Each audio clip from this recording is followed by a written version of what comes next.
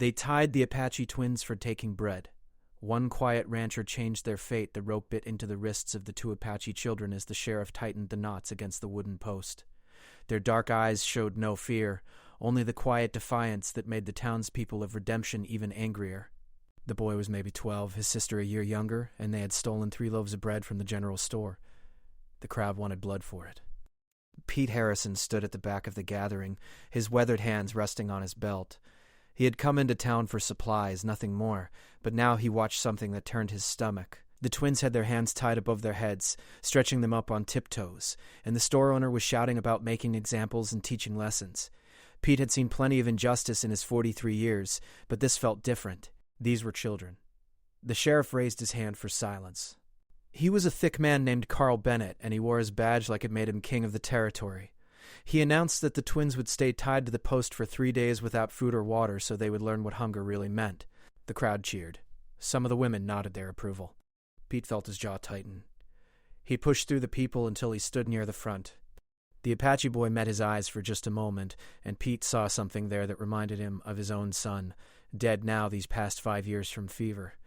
The girl was crying silently, tears running down her dusty cheeks, but she made no sound. They wore torn clothes and had bare feet covered in cuts. Pete walked straight up to the sheriff. The crowd went quiet.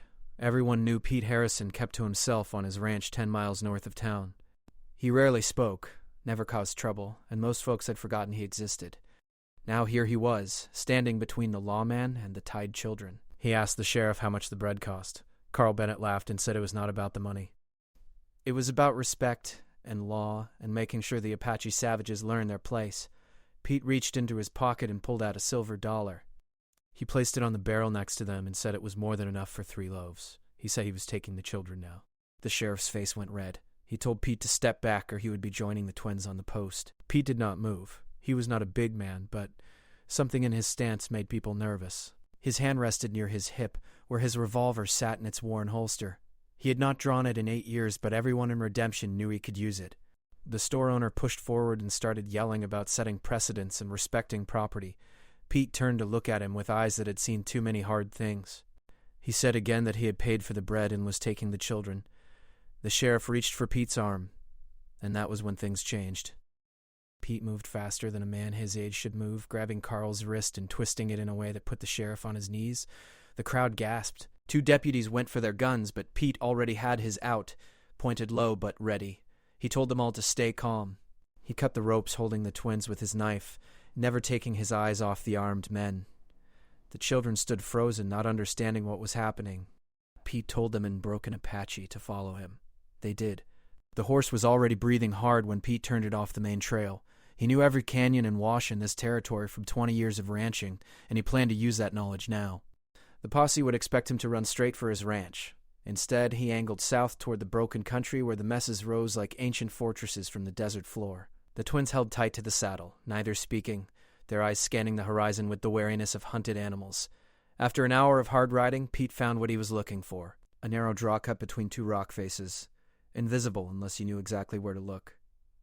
He guided the horse into it and dismounted, leading the animal deeper into the shadows. The twins slid down without being told. The girl swayed on her feet, weak from hunger and fear. The boy caught her arm and steadied her. Pete pulled his canteen and offered it to them. They both drank like they had not seen water in days. He split a piece of dried beef from his saddlebag and gave them each half. They ate without taking their eyes off him, still uncertain whether he was friend or foe. Pete understood that look. He had seen it in the eyes of animals caught in traps, trying to decide if the hand reaching for them meant death or deliverance. He asked them in his poor Apache where their people were. The boy answered in better English than Pete expected. He said their family was dead, killed 2 winters ago when soldiers burned their camp. They had been wandering since then, stealing food where they could, hiding from anyone who might hurt them. The girl added in a whisper that they had not eaten in 4 days before they took the bread. Pete felt something heavy settle in his chest. From outside the canyon came the distant sound of horses. The posse had spread out to search. Pete moved to the entrance of the draw and looked back toward Redemption. He counted at least 8 riders fanning across the flatland. The sheriff was leading them, and Pete recognized most of the others. They were all armed, all angry, and all convinced they were doing something righteous by hunting down a man who had defied their law. The boy appeared beside Pete, moving so quietly that Pete almost jumped. The kid pointed to a high ridge to the east and said in Apache that 3 more riders were coming from that direction. Pete cursed under his breath. They were trying to box him in. He had maybe 20 minutes before the search pattern brought someone close enough to spot the draw. He made a decision that surprised himself. He told the twins they were going deeper into the Badlands, to a place where no one from Redemption would follow. The boy asked why Pete was helping them. Pete did not have a good answer. He said something about it being the right thing to do, but that felt empty even as he spoke the words. The truth was more complicated. The truth had to do with his dead son, and the guilt Pete carried for not being there when the fever took him. The truth was about second chances, and trying to balance scales that could never really be balanced. They moved through the canyon system for another 2 hours, following paths that only goats and desperate men would attempt. The horse struggled in places, its hooves slipping on loose rock. Pete had to blindfold it once to get it past a particularly narrow ledge. The twins climbed like they had been born in these rocks, which perhaps they had been. The girl's strength was returning with the food and water in her belly. By sunset, they had put 5 miles of impossible terrain between themselves and the posse. Pete found a sheltered spot beneath an overhang where they could rest without being seen from any direction. He built a small fire using dry wood that would not smoke much. The twins sat close to the flames, still not speaking unless spoken to. Pete cooked beans and hardtack, and they all ate in silence. When full dark came, Pete heard wolves howling in the distance. The girl moved closer to her brother. Pete added more wood to the fire and checked his rifle. He had ammunition for maybe 2 good fights, but he hoped it would not come to that. Fighting would only get them all killed. His plan, such as it was, involved getting the twins to the Apache settlement near the Mexican border. It was a 3-day ride through country that wanted to kill you even without a posse on your trail. The boy asked Pete his name. Pete told him. The boy said his name was Johnny and his sister was called Kate. Pete raised an eyebrow at the English names. Johnny explained that missionaries had given them those names at a school before the soldiers came. He said it made white people more comfortable, which made survival easier. Pete heard the bitterness in the kid's voice and did not blame him for it. They took turns sleeping, with Pete taking the first and last watch. During the night, he heard horses in the far distance searching. The posse was persistent, he would give them that. Carl Bennett was not the type to give up easy, especially not when his authority had been challenged in front of the whole town. Pete knew the sheriff would keep hunting until he found them, or until the desert forced him back. Pete was betting on the desert. Morning came cold and clear. Pete woke the twins before dawn, and they ate a quick breakfast of cold beans. He checked the horse's hooves and redistributed the weight in his saddlebags. Every ounce mattered now. He left behind everything except weapons, food, water, and blankets. Even his extra shirts went into a pile under the overhang. They started moving again as the sun broke over the eastern peaks. The land ahead was even more brutal than what they had crossed. It was a maze of canyons and dead ends, where water was scarce and the heat could kill a man by midday. Pete had been through it twice before, both times nearly dying in the process. He had no illusions about how dangerous this journey would be with 2 children and limited supplies. By noon, they were deep in country that felt like the surface of another world. Red rock walls rose hundreds of feet on either side, so narrow in places that Pete had to lead the horse through sideways. Kate was struggling with the heat. Her lips were cracked and her eyes had taken on a glassy quality that Pete did not like. He gave her most of his water ration and told Johnny to keep her in the shade as much as possible. They found a seep spring in the early afternoon, a blessing that probably saved Kate's life. The water was bitter with minerals but drinkable. Pete let the horse drink first, then filled every container they had. He knew there might not be another water source for a full day's travel. The twins soaked their feet and heads in the small pool, and color returned to Kate's face. While they rested, Johnny asked Pete what would happen if the posse caught them. Pete considered lying, but decided the boy deserved the truth. He said the sheriff would probably hang him for interfering with the law and for pulling a gun on deputies. As for the twins, they would go back to the post or worse. Johnny nodded like he had expected that answer. He said they should split up, that Pete should go home and let them continue alone. Pete said no, they were in this together now. The afternoon stretched long and brutal. The temperature climbed past what Pete's old thermometer could measure. They walked more than rode, saving the horse's strength for when they might need speed. The canyon walls threw back the heat until it felt like moving through an oven. Pete's shirt was soaked through with sweat, and the twins looked like ghosts, their faces pale under the coating of red dust. Near evening, they heard something that stopped Pete cold. Gunfire, 3 shots in quick succession coming from somewhere behind them. It was too far away to be directed at them, but it meant the posse was still out there, still searching. Pete picked up the pace. They needed to reach the next canyon system before the searchers could figure out which way they had gone. Night fell, and Pete made the decision to keep moving. The moonlight was bright enough to see by, and the cool air would be easier on all of them. Johnny walked ahead, his eyes adapted to the darkness better than Pete's. Kate rode the horse now, swaying with exhaustion but determined not to slow them down. Pete brought up the rear, his rifle ready, his ears tuned to any sound that did not belong to the desert night. They walked until Pete's legs felt like they would give out. Finally, around midnight, they stopped in a dry wash that offered some cover. No fire this time. They ate jerky and drank sparingly from the canteens. Pete took first watch again, sitting with his back to a boulder, watching the stars wheel overhead. He thought about his ranch, probably empty now, his cattle wandering without anyone to tend them. He thought about the life he had built after his son died, the simple routine that had kept him sane. All of that was gone now, traded for 2 Apache children he barely knew. But when he looked at Johnny and Kate sleeping close together, their hands still clasped even in exhaustion, he could not bring himself to regret the choice. Some things mattered more than cattle and land. Some things mattered more than safety. He had learned that too late to save his own son, but maybe not too late to save someone else's children. The desert wind picked up, carrying the smell of creosote and dust. Somewhere in the darkness, a coyote called out, lonely and wild. Pete Harrison checked his rifle one more time and settled in to wait for dawn. The second day in the Badlands tested them all in ways Pete had not anticipated. The horse went lame an hour after sunrise, stepping wrong in a hidden crack between rocks.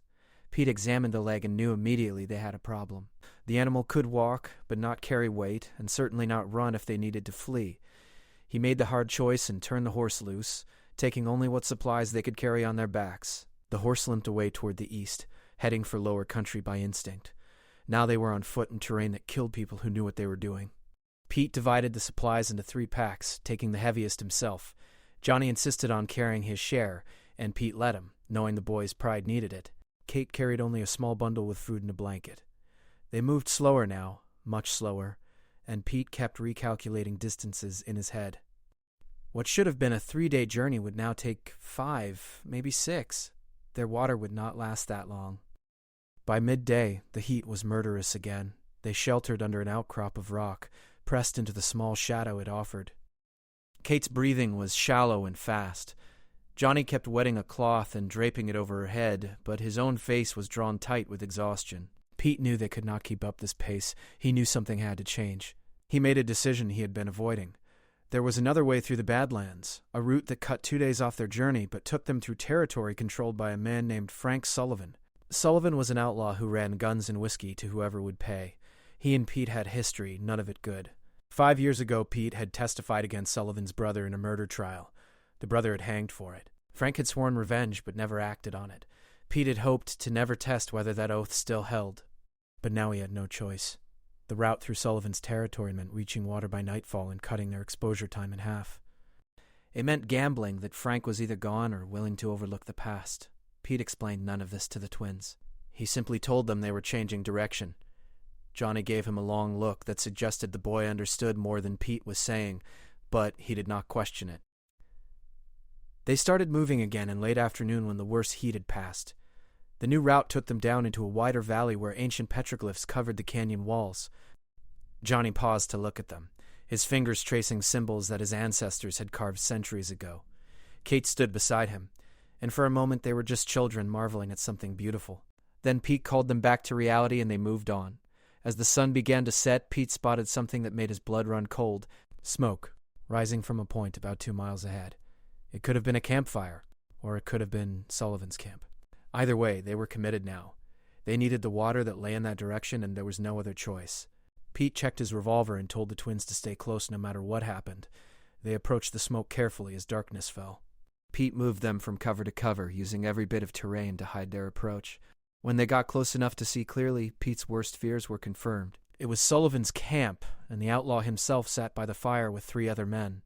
They were passing a bottle and cleaning rifles, their horses tied nearby. Pete counted weapons and ammunition and knew that any fight would be suicide. He was about to signal the twins to back away when Kate's foot dislodged a stone. It clattered down the slope, impossibly loud in the evening quiet. Every head at the campfire turned toward the sound. Pete froze, knowing movement would give them away completely. For 10 seconds, nobody breathed. Then one of Sullivan's men stood up, rifle in hand, and started walking toward their position. Pete put himself between the approaching man and the twins. His hand was on his gun, but he did not draw it. The man came closer, peering into the darkness. He was maybe 20 feet away when he spotted them. He raised his rifle and shouted for Sullivan. Pete stepped forward with his hands visible and empty, calling out that he meant no harm and needed to talk to Frank. Sullivan himself appeared out of the darkness, moving faster than a man his size should move. He was a bull of a person, 6 feet tall and thick, with muscle gone slightly soft from years of living rough. His beard was shot through with gray, and his eyes were the color of steel. He looked at Pete for a long moment, and Pete saw the recognition and the old anger rise in those eyes. Sullivan asked Pete what in the name of hell he was doing in this country. Pete told the truth, or enough of it. He said he was moving 2 Apache children to safety and needed water for one night. He said he would be gone by first light and would owe Sullivan a favor. It was a dangerous thing to say, offering to be in debt to a man like Frank Sullivan, but Pete was out of options. Sullivan looked past Pete at the twins. His face was unreadable. Then he did something Pete never expected. He laughed, a big booming sound that echoed off the canyon walls. He said Pete Harrison was the stubbornest fool he had ever met, getting himself crosswise with the law over 2 Indian kids. He said that made them almost even for the business with his brother, because anyone who defied Carl Bennett could not be all bad. Then he told them to come to the fire and eat. Pete did not trust it, but the twins needed water and rest. They walked into the camp with Pete's hand never far from his gun. Sullivan's men watched them with hard eyes, but they made no move to interfere. Sullivan gave the twins water first, then beans and bread. He told his men to leave the children alone, and something in his voice made it clear that was not a suggestion. While the twins ate, Sullivan and Pete stood apart from the fire. The outlaw asked Pete straight out if he knew what he had done by taking those kids from redemption. Pete said he knew. Sullivan shook his head and told him that Carl Bennett had put a $500 bounty on Pete's head, dead or alive. Half the territory would be looking for him now. Pete felt something sink in his stomach, but kept his face neutral. Sullivan said there was more. The sheriff had sent word to the army that Pete was running guns to the Apache, which was a federal crime. That meant both civilian posses and army patrols would be hunting them. Sullivan asked Pete if he had a plan that was better than dying in the desert. Pete admitted he did not really. He had been focused on getting through each day, not on what would come after. The outlaw studied him for a while, then made an offer. He said he was moving his operation south of the border in 2 days. He had contacts in Mexico who would take the twins and raise them safely, away from the law and the army. He could get Pete across, too, if Pete wanted, though life as a wanted man in Mexico was not exactly comfortable. Pete asked why Sullivan would help. The outlaw shrugged and said maybe he was tired of seeing children suffer, or maybe he just enjoyed thumbing his nose at Carl Bennett.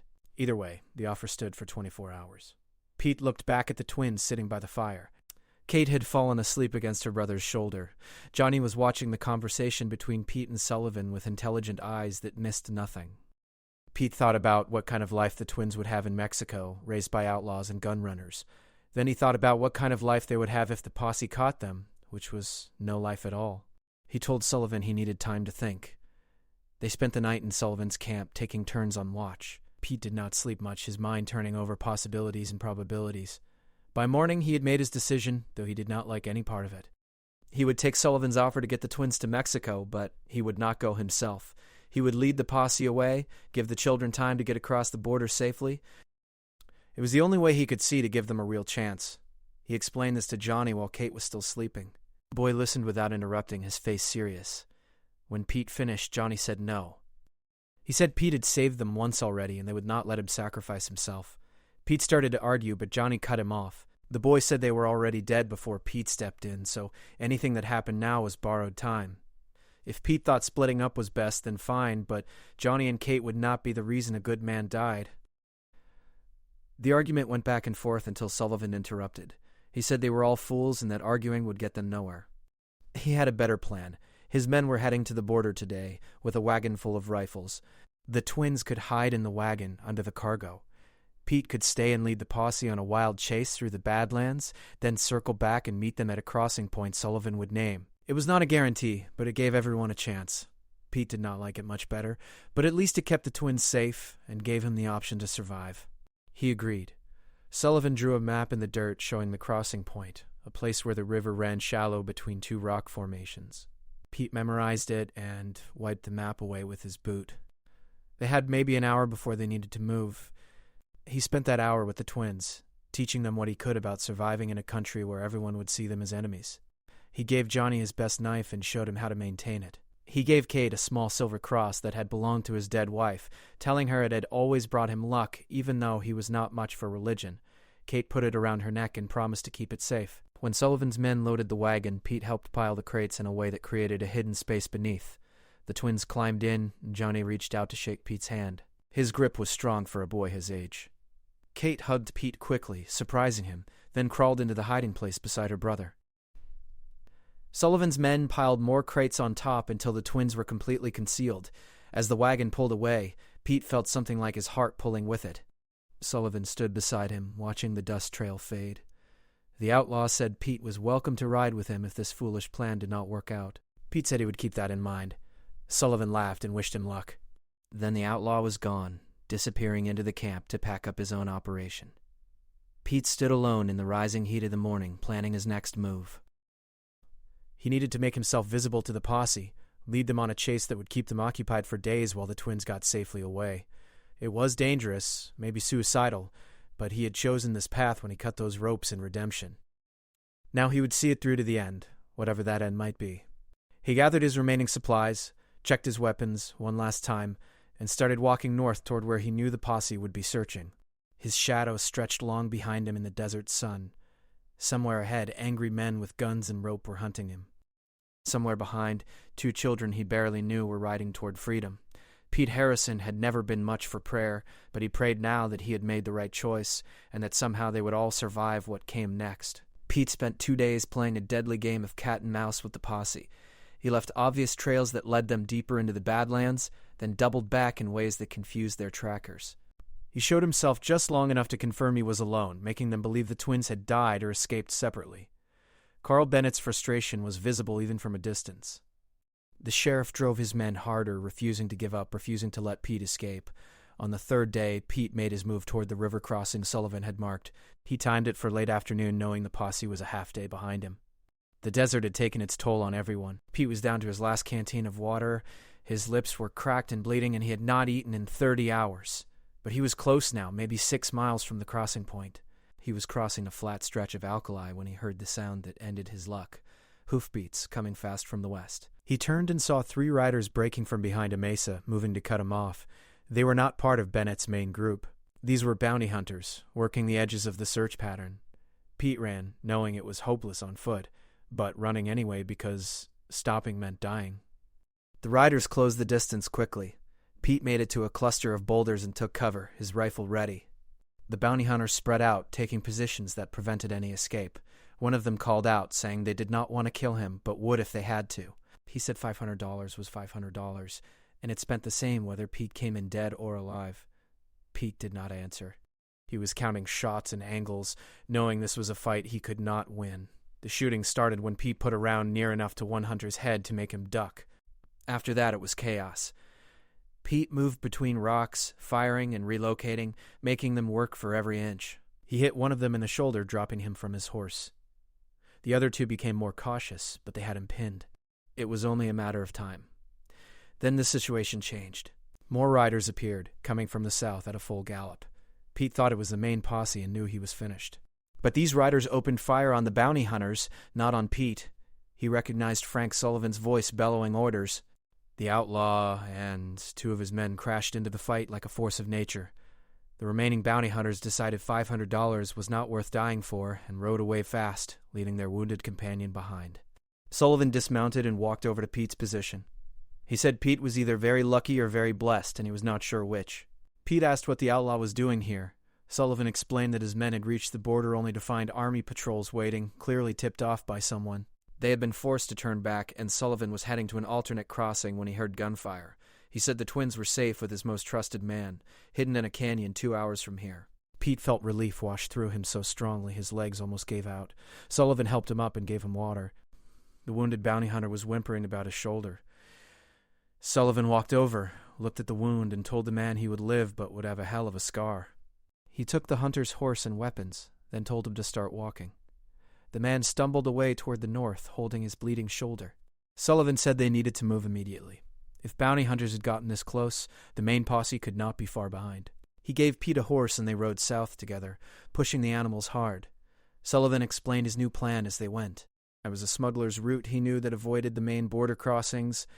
It was rough and dangerous, but with the army blocking the standard routes, it was their only option. Pete would meet up with the twins, and they would all cross together that night. 2 hours later, as the sun began to set, they reached the canyon where Sullivan's man was waiting with Johnny and Kate. The twins looked exhausted, but unharmed. When they saw Pete, Kate ran to him and hugged him hard. Johnny nodded his approval, his young face serious. Sullivan's man reported that he had seen dust clouds to the north. The posse was coming, still hours away, but closing the distance. Sullivan laid out the route on a crude map. They would ride hard through the night, reach the border by dawn, and cross at a point where the river ran through a narrow gorge. It was treacherous, especially in the dark, but surprise and speed were their only advantages now. Sullivan said his men would create a diversion to draw the posse off their trail, giving them the time they needed. As they prepared to leave, Pete tried to thank Sullivan. The outlaw waved it off, saying he had his own reasons for helping that had nothing to do with thanks. He said that watching Carl Bennett go crazy trying to catch Pete had been better entertainment than he had enjoyed in years. Then his face got serious. He told Pete that life south of the border was going to be hard, especially for a man like him who was used to living by certain rules. Mexico was a different world with different laws. Pete said he understood. Sullivan nodded and told them to ride. The night ride was brutal. They followed paths that were barely visible even in daylight, climbing and descending through terrain that killed horses regularly. Kate rode with Pete, her arms wrapped tight around his waist. Johnny rode behind Sullivan, the boy somehow maintaining his composure even as the horses slipped and stumbled on loose rock. Several times they heard gunfire in the distance, Sullivan's men doing their job of confusing the posse. Near midnight, one of Sullivan's scouts appeared out of the darkness with bad news. The army had stationed soldiers at the gorge crossing. Someone, probably Carl Bennett, had figured out their plan and called in federal help. Sullivan cursed and said they needed to find another way.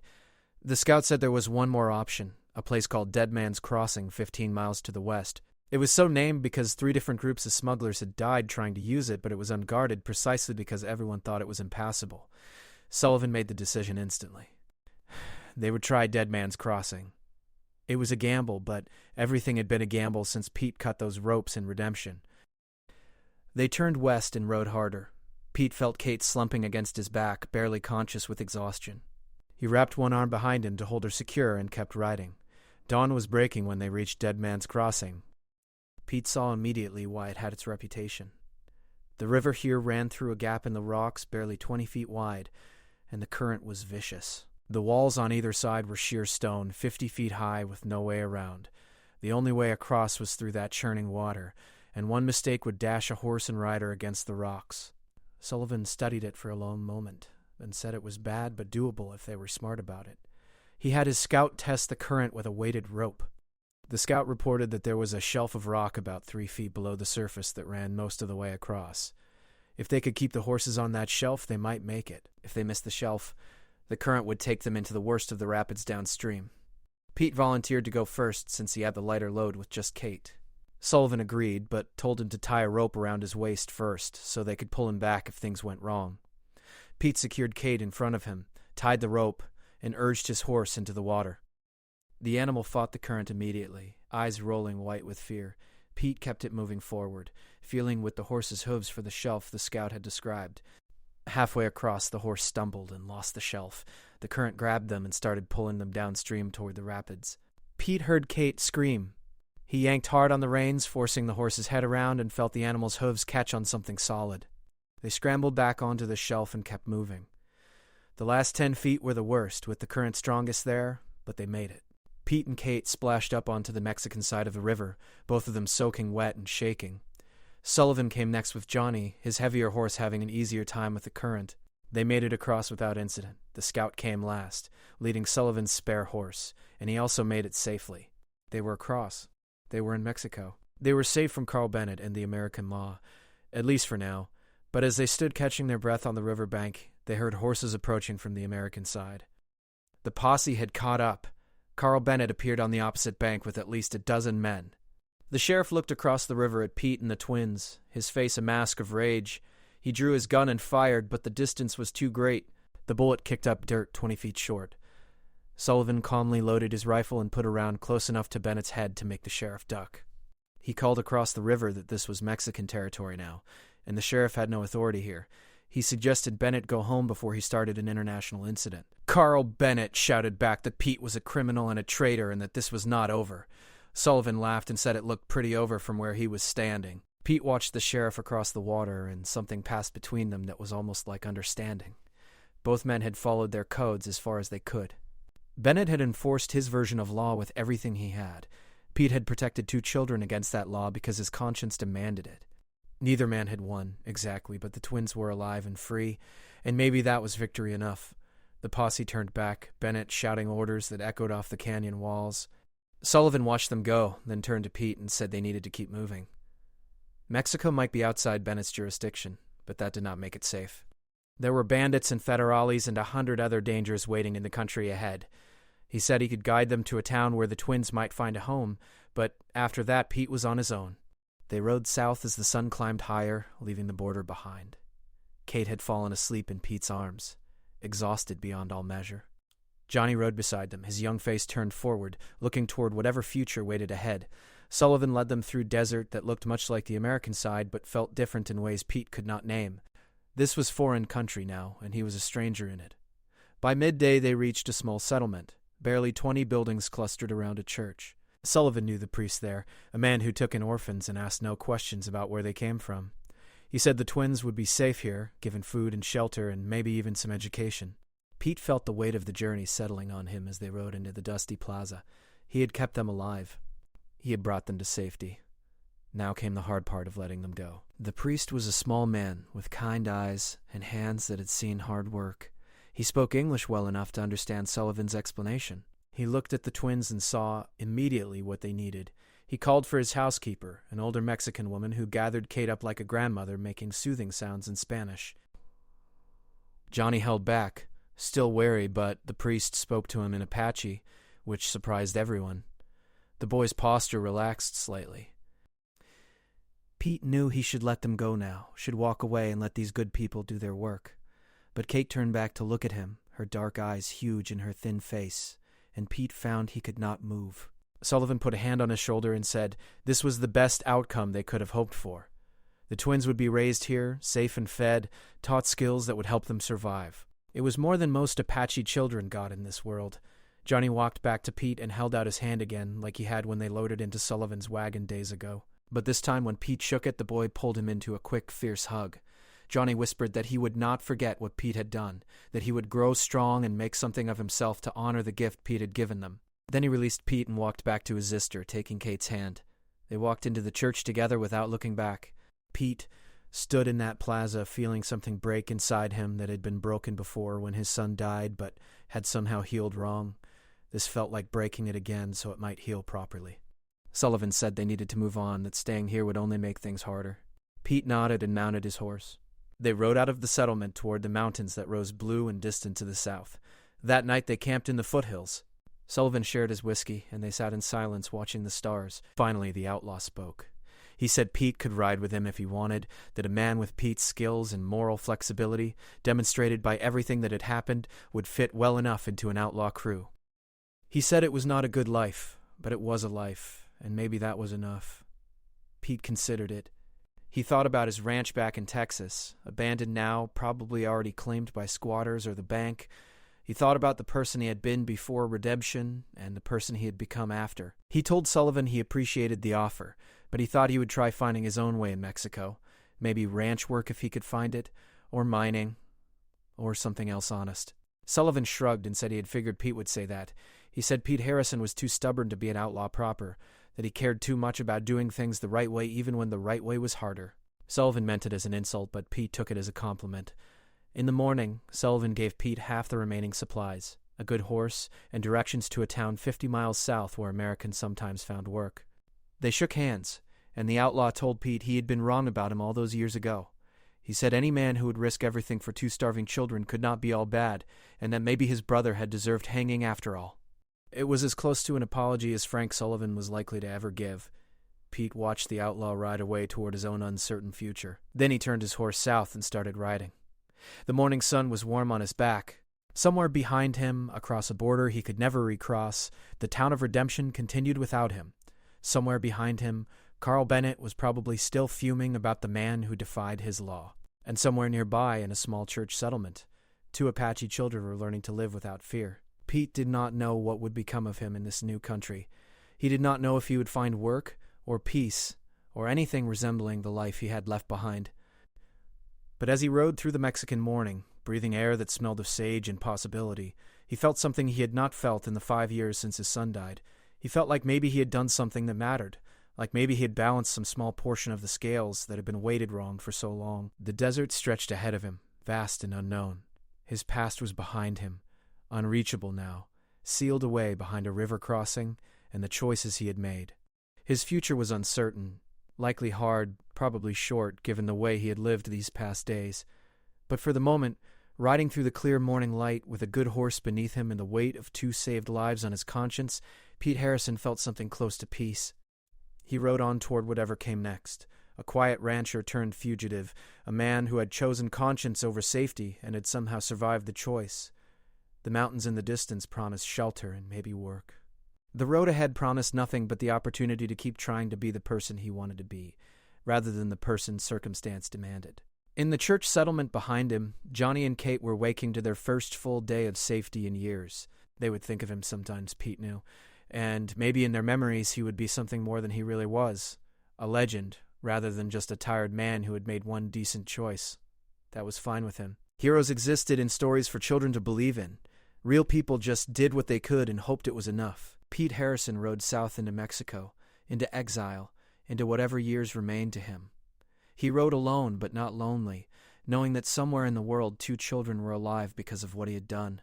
It was not redemption, not really. Redemption required something grander, something more complete. But it was enough to live with, enough to keep riding for, enough to face whatever uncertain future waited in the mountains ahead. And sometimes, in a hard world, enough was all a man could ask for.